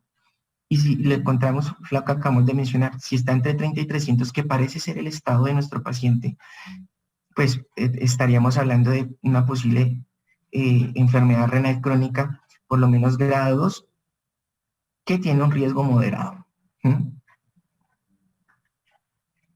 Ya sabemos que cuando nosotros diagnosticamos hipertrofia ventricular izquierda, si el paciente requiere, lo valora el especialista, el cardiólogo, él definirá si continúa el tratamiento en el prestador complementario o si se definitivamente considera que debe ser remitido nuevamente para el prestador primario para continuar el proceso de atención allí. Y así pasa lo mismo con la valoración en órgano blanco retina. Este es un documento que nos habla acerca de las dificultades del diagnóstico del órgano blanco corazón a través de imágenes diagnósticas, y para el tema específico de hipertensión, de compromiso en órgano blanco corazón, pues nos habla acerca de que es un estudio que debería hacerse para diagnosticar hipertrofia ventricular izquierda, que es el mejor sobre el electrocardiograma, pero que tiene unas limitaciones en los pacientes obesos, sobre todo por el tema de la mala ventana acústica, que existe una variabilidad interoperador que llega incluso casi al 20%, y que hay que tener mucha precaución con ordenar los controles de ecocardiograma para evaluar mi respuesta al manejo antihipertensivo, pues porque hacer un ecocardiograma cada 2 a 6 meses, como deja la puerta abierta a la guía colombiana de hacerlo cada 6 meses, pues probablemente va a hacer que los recursos que son finitos en salud como en cualquier otro lado, pues se agoten más rápido. Entonces pone una ventana entre 6 meses y 2 años para saber si mi paciente va bien de su hipertrofia ventricular izquierda. Recuerden que el mejor parámetro para saber si está bien o mal controlado, pues será un tensiómetro. Recuerden que una vez usted tiene, si estableció que su paciente tiene una enfermedad renal crónica, pues debe ir a un prestador complementario para que lo vea el nefrólogo, y el nefrólogo pues va a hacer va a definir si continúa como prestador primario o si definitivamente lo va a devolver al prestador primario. Y aquí hay algo importante. ¿Quiénes más deberían ir a un prestador complementario? Pues este paciente. Este paciente, además de porque tiene un compromiso en órgano blanco corazón y probablemente tenga algo de retina, es porque este paciente es de difícil control. Y aquí muy bien lo dice. ¿Cuál es la cuarta, digamos, categoría para enviar a un prestador complementario, además de buscarle riñón, corazón y ojo? Pues es que su paciente no tenga o no cumpla las metas de hipertensión arterial, es decir, que tenga hipertensión arterial probablemente resistente. Entonces, estos pacientes deberían irse al prestador complementario para que sea manejado por un especialista. En este caso, pues puede ser medicina interna. Este paciente fue valorado con con el ecocardiograma, el electro que ustedes vieron, la radiografía tórax, los exámenes de colesterol, la glicemia, la función renal, la TSH que le pidieron, que estaba normal, la glicemia, bueno. Y el mismo médico que lo había visto al principio, pues este fue su tratamiento. Entonces, diagnósticos, hipertensión arterial no controlada, pero le puso de una vez. Esto es un paciente resistente. Obesidad, dislipidemia, y le puso un diagnóstico de falla cardíaca. Y dentro de su plan terapéutico inició los sartán 50 cada 12, metoprolol tartrato 50 cada 12, la furosemida la continuó 40 miligramos al día, le inició lovastatina, le continuó el verapamil, 120 cada 12 horas. Pero como no controlaba la tensión y él dijo es muy difícil, además de eso, le adicionó prazosina 2 miligramos cada 8 horas. Bueno, pues vamos a hacer unas pequeñas intervenciones, no frente al tema de los diagnósticos, pero sí frente al tratamiento. ¿Qué opiniones tienen frente al tratamiento? Yo creo que deben de quitarle lo del verapamil, como usted estaba diciendo, la prazosina tampoco. En las primeras horas, pues el verapamilo en este paciente que tiene una hipertensión no controlada, resistente, le va a aumentar más a la falla. Totalmente de acuerdo. Entonces, verapamilo para afuera. ¿Qué otra mejora le podrían hacer a ese tratamiento? Suspender la prazosina. El doctor le suspende la prazosina. No quiere prazosina. Perfecto. Quitarle los sartán y ponerle enalapril. Bueno, muy bien. UNIECA. Estamos de acuerdo. La prazosina, pues es un medicamento que sabemos no es tan bueno para el manejo de la presión arterial, ¿no?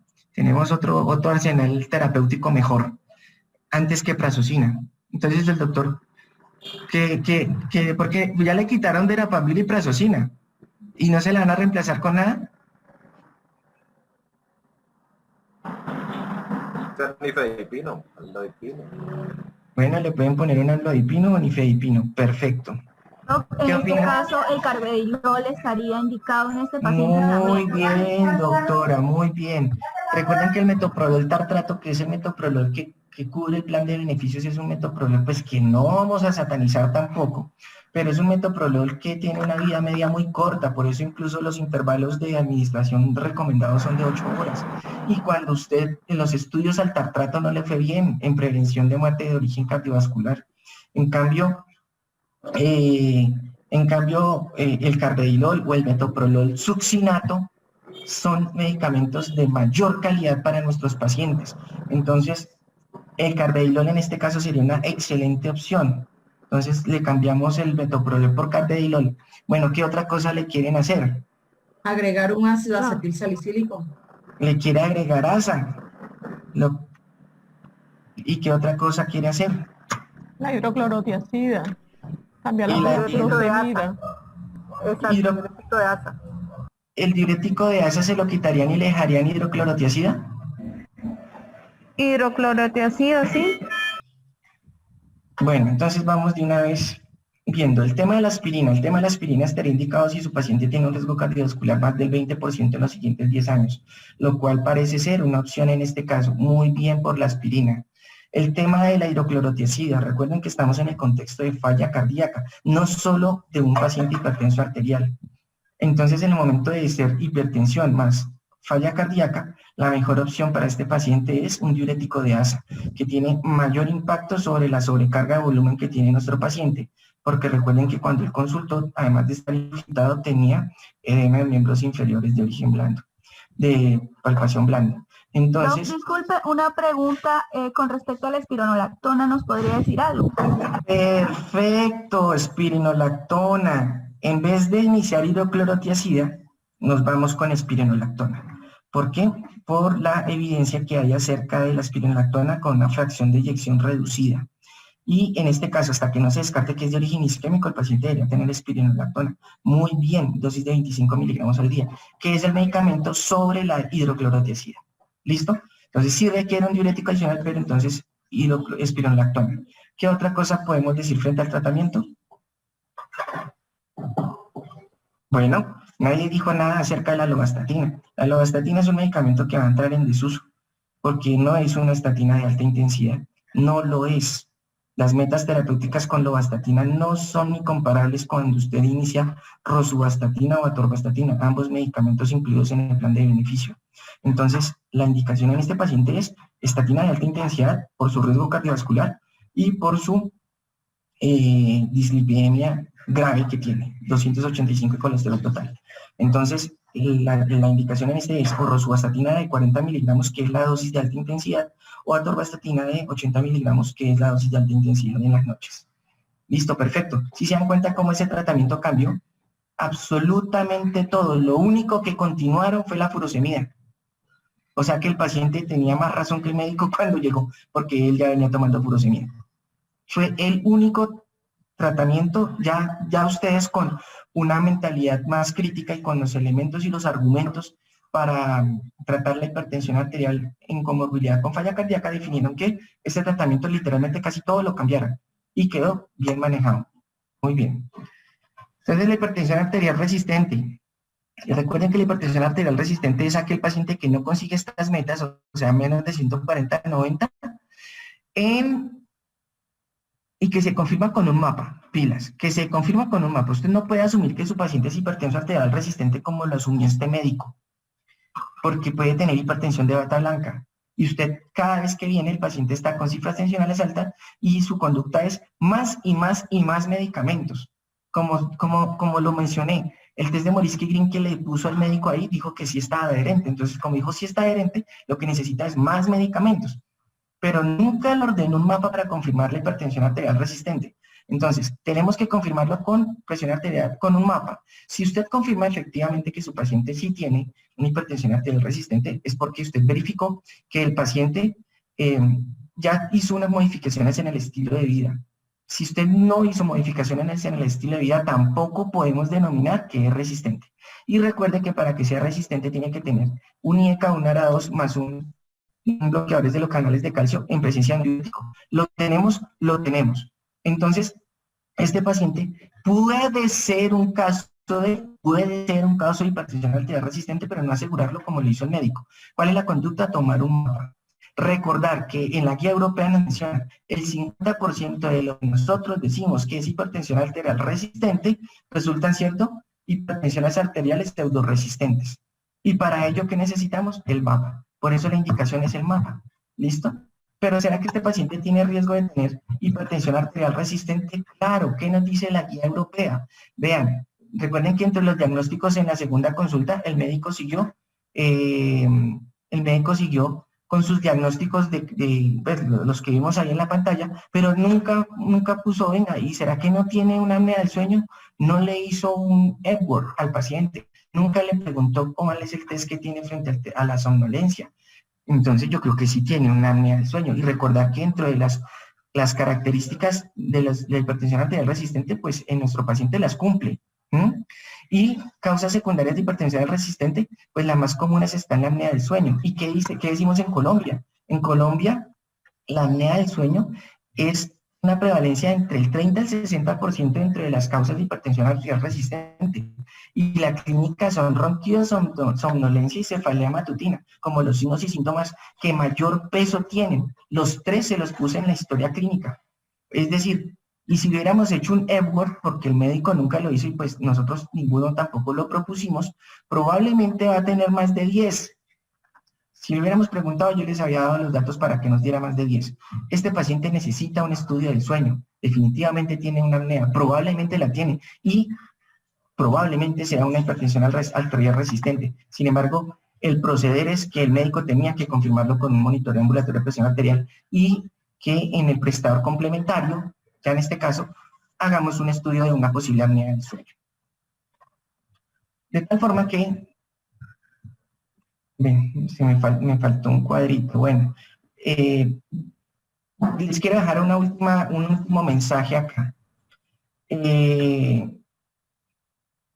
La hipertensión arterial resistente en nuestros pacientes, la primera causa en Colombia es la apnea del sueño. La segunda causa será el hiperaldosteronismo primario. Recuerden que cuando hablamos de hiperaldosteronismo primario, nosotros no vamos a comenzar con nuestros pacientes a hacerles estudios de niveles de renina, niveles de angiotensina, no, eso es poco práctico. ¿Qué nos dice la guía o qué nos dijo el estudio Pathway 2? Si usted tiene un paciente que se sospecha hipertensión arterial resistente, además de descartar que tenga apnea, que es una de las primeras causas, pues revise si su paciente se beneficia de espironolactona. El nuestro se beneficiaba, pero por la falla cardíaca. Si no hubiera tenido falla cardíaca, el cuarto medicamento, siempre el cuarto medicamento va a ser espironolactona. ¿Qué significa el cuarto medicamento? El cuarto medicamento es que usted tiene un IECA, el cuarto medicamento es que usted ya tiene un IECA, tiene un diurético, tiene un calcio antagonista o un beta bloqueador. Y el cuarto medicamento, si usted no consiguió metas, será una espironolactona, porque por prevalencia lo que nos indica la guía es haga una prueba terapéutica con espironolactona toda vez que no tenga contraindicación para la misma, es decir, un potasio por encima de 4 o 5, que tenga una tasa de filtración glomerular menor de 30. Si usted no tiene esas condiciones, pues inicie una espironolactona, porque si le mejora la presión, lo que su paciente tenía un hiperaldosteronismo o secundario. ¿Listo? Entonces, esto es para recordar pues que básicamente en el prestador complementario también manejamos las complicaciones de las crisis hipertensivas, cosa que no es un tema que en este momento vamos a tratar porque más adelante incluso hay una de las charlas que vienen, incluso están un poco más orientadas para prestadores complementarios cuando hablamos de las urgencias cardiovasculares y cuando hablamos de falla cardíaca. Y pues que básicamente recordar que las EAPB también tienen una responsabilidad frente al tema del monitoreo de riesgo cardiovascular y metabólico y seguimiento de nuestros pacientes. Entonces vamos a tener un espacio pequeño de 10 minutos de preguntas. Sí, alcanzamos a tener casi 15 minuticos de preguntas.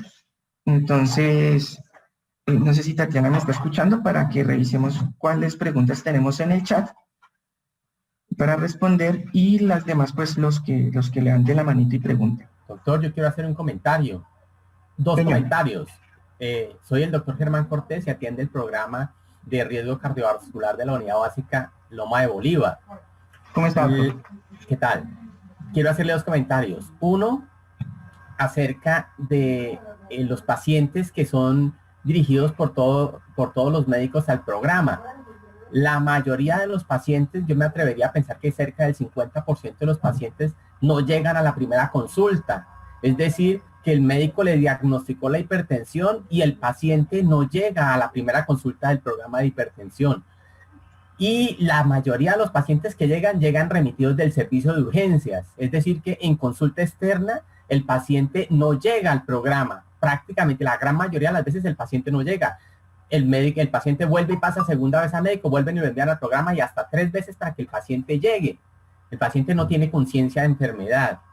Ya. O sea, una barrera de acceso, pero no administrativa, sino por autocuidado del mismo paciente, ¿cierto? Exactamente. La gran mayoría de los pacientes no llegan a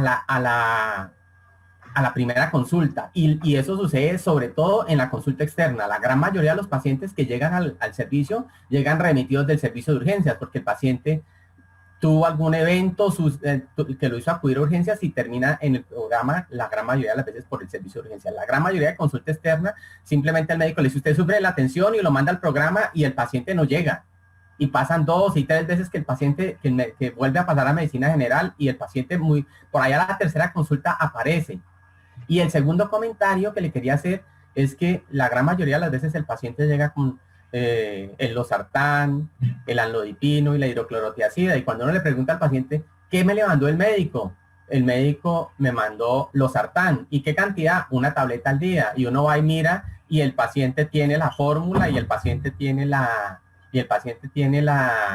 la historia clínica en la que se le mandan 2 de losartán, 2 de amlodipino, una hidroclorotiazida y el paciente aún así está en fase de negación y no, se toma una sola tableta al día. Esos eran los 2 comentarios que le quería hacer, doctor. De acuerdo, listo. ¿Qué tenemos en la ruta o qué nos menciona la ruta para poder atacar este problema?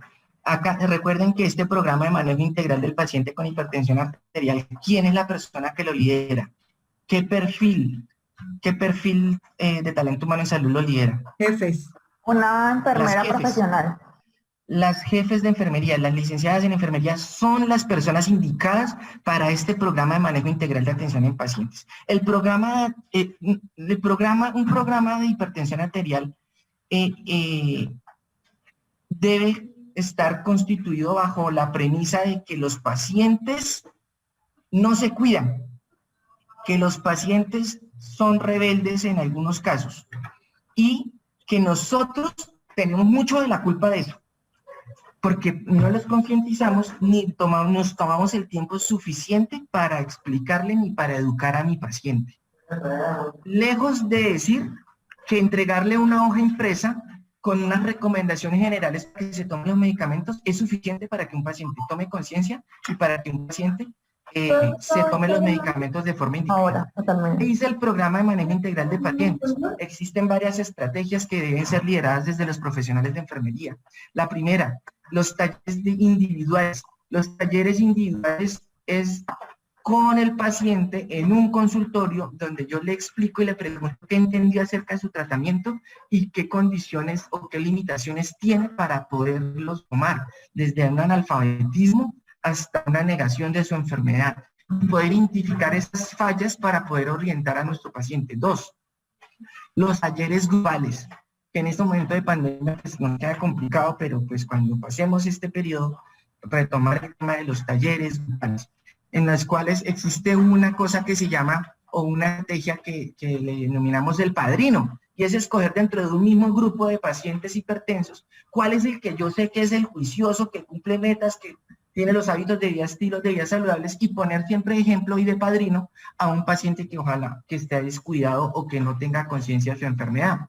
Otra situación que tenemos acá, la recordación telefónica y el seguimiento telefónico de nuestros pacientes. Recuerden que por la resolución 521 de este año, expedida en el marco de la pandemia, donde regularon las atenciones por telemedicina o por teleayuda, telesalud, perdón, pues en este momento sabemos que profesionales de enfermería o las auxiliares de enfermería deberían tener una base de datos de la corte de pacientes en cada institución para hacerle un seguimiento telefónico, pero con preguntas, un cuestionario estructurado, de preguntas sencillas de respuesta a la gran mayoría sí, no, o en algunos casos el por qué, para poder establecer qué dificultades tienes en su tratamiento, en la asistencia a la consulta, cómo se ha chequeado la presión arterial y verificar si nuestro paciente requiere o de atención domiciliaria o incluso de acercarlo al programa inmediatamente porque está a punto de descompensarse.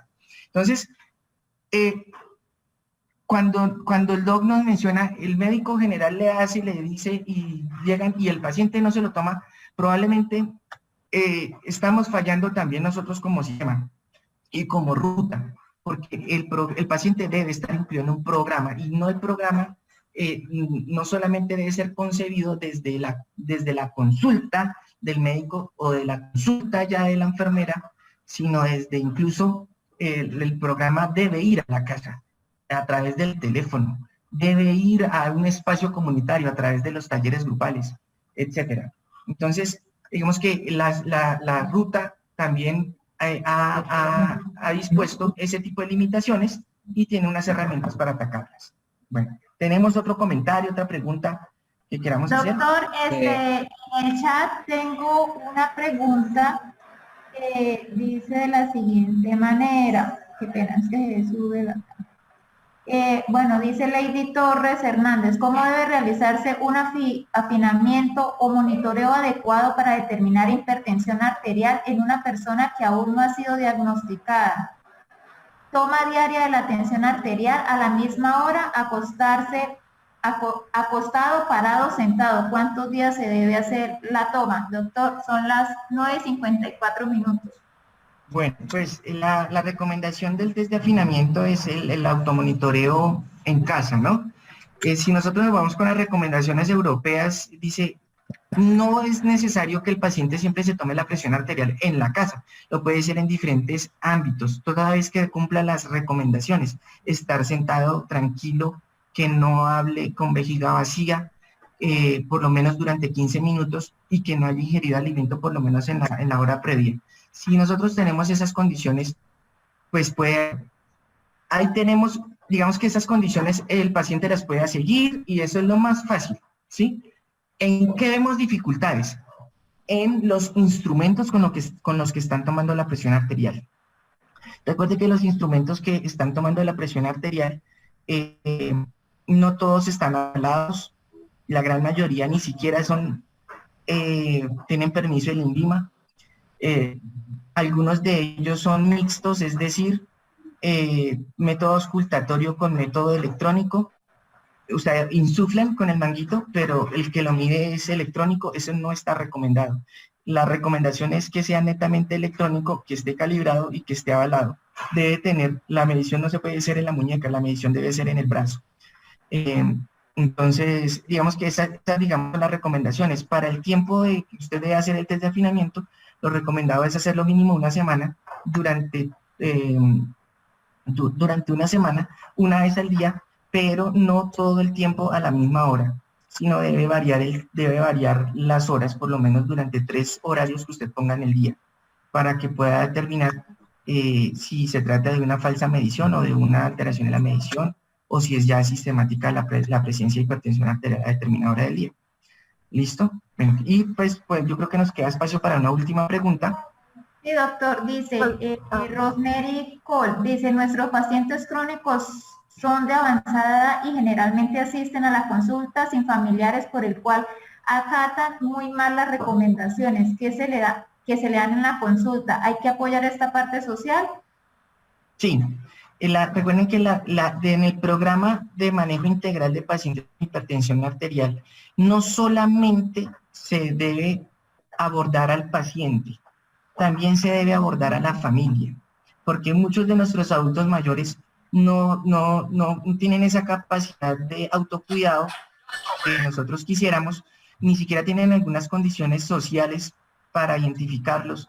Y recuerden que en este grupo de pacientes, en este grupo de interdisciplinario hay otro perfil que le va muy bien a esa pregunta que dice la doctora. ¿Qué perfil sería? El de trabajo social. Recuerde que el grupo interdisciplinario del programa, un programa de paciente crónico de hipertensión arterial, debe incluir una trabajadora social que nos identifique los adultos mayores que tengan barreras de acceso y que tengan de repente alguna condición de abandono familiar que nos limite el conseguir las metas terapéuticas. El abordaje en los talleres grupales o en los talleres individuales debe hacerse con familiar y se debe articular con el PIC para que cuando el promotor de salud o enfermero o la persona o el médico que esté en el programa de intervenciones colectivas y vayan a la casa de los pacientes, hagan el abordaje con la familia o con el cuidador. Pero es totalmente cierto. Esto nos deja una gran enseñanza, que las recomendaciones educativas y las recomendaciones de los médicos ya tienen que sobrepasar esa barrera del consultorio. Debemos ya ir a las casas y hacer llegar a los familiares y abordar el entorno del paciente, más que al mismo paciente. Listo. Pues, para ser una cumplidos con preguntita antes de perdón. Sí, señora, cuénteme. ¿Cuál es el tratamiento ideal de una paciente embarazada que sea hipertensa y que tenga una insuficiencia cardíaca congénita, una insuficiencia cardíaca congestiva? O sea, ya la paciente tiene una falla cardíaca previa. Sí. Y quedó embarazada. Ajá, exacto. ¿Y cuántas semanas? No, o sea, para iniciarle el tratamiento. Antes de las 20 semanas, o sea, no es una hipertensión inducida en el embarazo, sino que de pronto no una paciente que no se hacía controles, sino que apenas quedó embarazado se dio cuenta que ya era hipertensa. Ok, bueno, pues el manejo de la hipertensión arterial en las mujeres gestantes básicamente está basado en los calciantagonistas. tipo nifedipino, por ejemplo, y después de las 20 semanas, con muchísima precaución, dependiendo su caso. Si es un paciente con falla cardíaca grave, ¿sí? Porque tú me dices que tiene falla cardíaca, ¿no? Y es gestante. Podemos manejar de forma muy estricta el tema de los betabloqueadores y los calciantagonistas. O sea, betabloqueador y calciantagonista, recuerden el tema de las hipoglicemias y los trastornos que producen los betabloqueadores en los recién nacidos y los bloqueos congénitos. Entonces hay que tener muchísima precaución con el tema de la dosis del betabloqueador y el tipo de betabloqueador que básicamente puede ser el más indicado para este caso podría ser la betanol oral de difícil consecución, ¿no? Para el manejo de las crisis o de la hipertensión arterial y falla cardíaca en los pacientes, en las maternas. El tema de nifedipino y pues si tu paciente persiste hipertensa o solamente es el tema de la hipertensión arterial durante el embarazo, pues la barfametildopa pues es un medicamento que también puede ser una opción para nuestros pacientes. El tema de los IECA y de los ARA2 pues difícil por el grado por la categoría que tienen sobre el feto, pues muy difícil manejarlo. Y estos casitos básicamente hay que abordarlos muy bien porque si representan muchísimo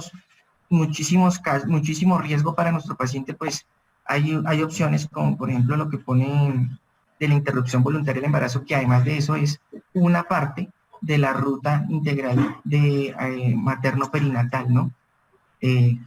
Pues eso tiene mucho de ancho como de largo, pero pues es una de las opciones, ¿no? Y siempre no hay que desconocerla. Bueno, no sé si tengan otra pregunta.